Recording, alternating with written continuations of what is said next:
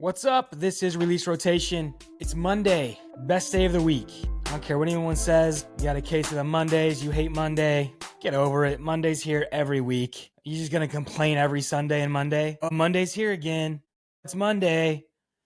Yeah, it comes every week. Every single day after Sunday is Monday. It's been that way for my whole life. Oh, why do we always get like, oh, I can't, it's Monday. Shut up. Anyways, that's my rant for the day.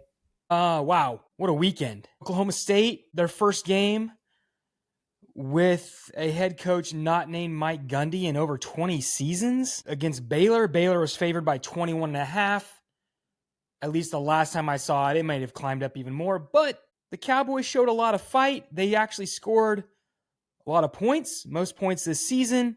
They showed a lot of fight, a lot of heart, and they covered. They didn't win, but they covered. They also fired their defensive coordinator, Todd Grantham, who coming in, I was like, oh, okay, he's got some experience. He was at Florida, NFL, whatever. I also know he only was there for 3 games, so I don't know what kind of chance you give somebody like that. I don't know if that was long enough. I mean, the things happening in Stillwater right now, it's just such a shakeup. So there's players entering the transfer portal already. You know, it's what happens, especially with a school like Oklahoma State that's not competing for national championships. So your coach leaves, might as well try to go somewhere better and play. I don't blame kids leaving, especially if kids came there to play for Mike Gundy. Now Gundy's gone, so that's where they wanted to play at Oklahoma State, but now might as well go somewhere else and play. I don't know. I don't know, but hey, Oklahoma State, considering, I know moral victories. I hate the term and the idea of a moral victory.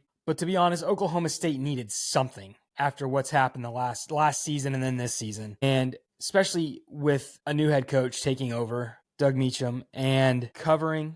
There were a lot of fans there. I think Boone Pickens, the capacity is like 52,000 for Oklahoma State plays. And they said there was 45,000.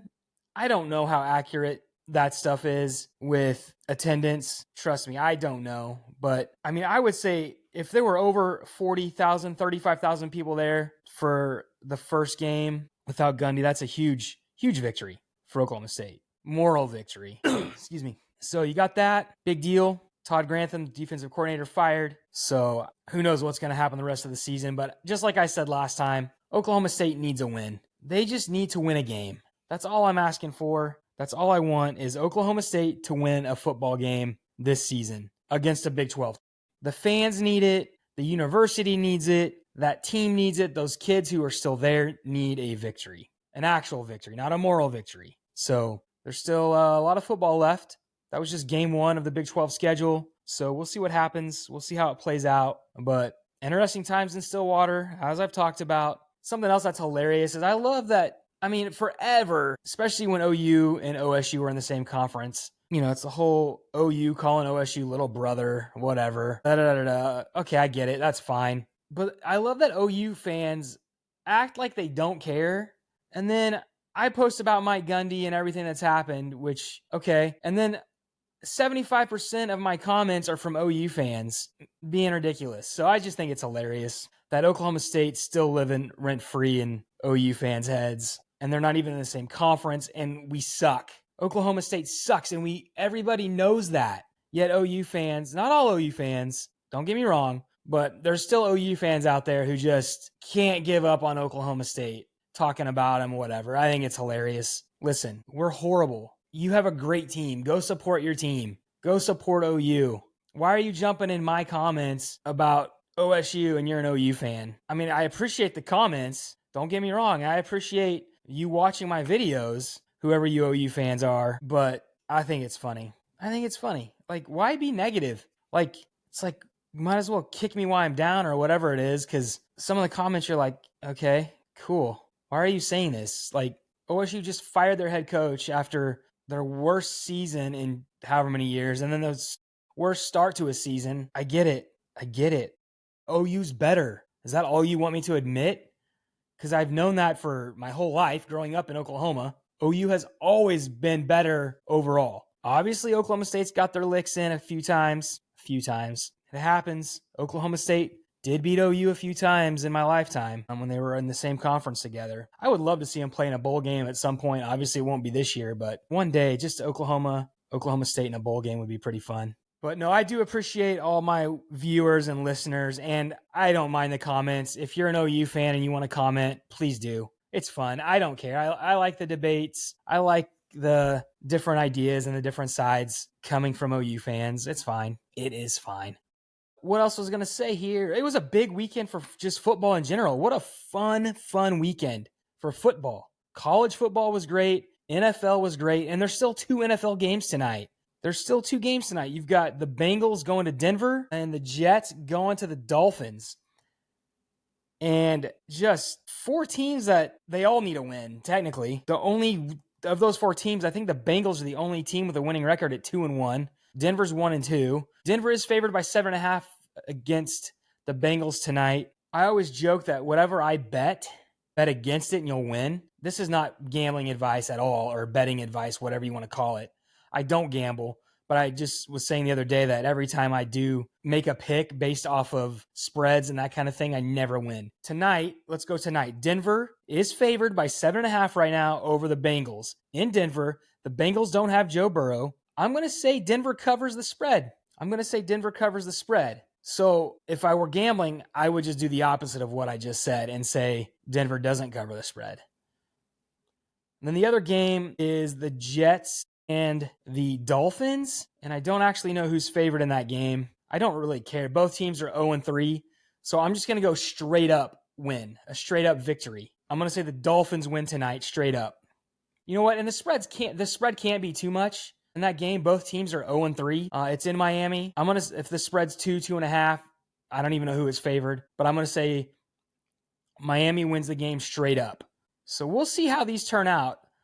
So if I was a betting man, gambling man, whatever you want to call it, I would then pick the Jets because I never get it right. So we'll see how my theory is on picking against my own picks. We'll see what happens. So we'll circle back to that tomorrow, see how I did there. But great weekend of football. Ole Miss beat LSU. And what else? You had Penn State.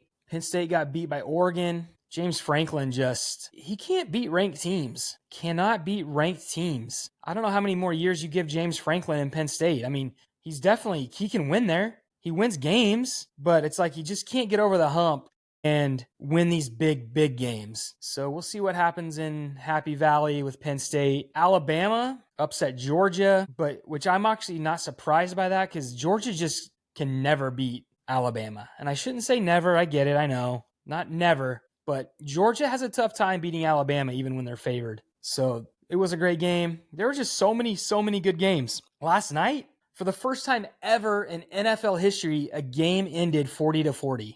That's right. The Green Bay Packers and the Dallas Cowboys tied their NFL game last night 40-40 after an overtime, which is crazy to think about. And why do we even have tie games in football? I think it's I shouldn't say the stupidest. It's one of the stupidest things in sports. Like, I might as well have watched a soccer game. That's how ridiculous it is when you tie. Come on. It's football. Someone's got to win. 40-40. First time ever that score's happened in football in NFL. Cool, I guess. It was a good game. Dak Prescott played amazing. Brian Schottenheimer called a great game for the Cowboys. Micah Parsons back against his old team. I think he had a game-saving tackle if you saw the highlights on Dak Prescott. Dak Prescott, they were towards the goal line, probably inside the 10, and he got through and was running to the left towards the end zone. He may have got in, and Micah Parsons caught him by a shoelace and may have saved that game, may have at least let it be a tie instead of Dallas winning. But that was a fun game other than this stupid tie. Who wants a tie in football? Not a fan of that, but I guess they don't want teams to keep playing. You risk injury, players get tired. I guess that's what happens, but that's all I got. This was going to be a quick one. I don't think I have anything else to talk about. Major League Baseball playoffs start, wild card starts. That's why I'm wearing my Colorado Rockies hat. I don't know if the Rockies will be in the playoffs in my lifetime anytime soon, but that's one of my teams I like to watch is the Rockies, and they were pretty bad this year. Although they did not have the worst record in baseball ever. they were able to avoid that history-making record. So they did not have the worst record ever in baseball. So good for them on that. It's Monday. Enjoy those games tonight. See ya.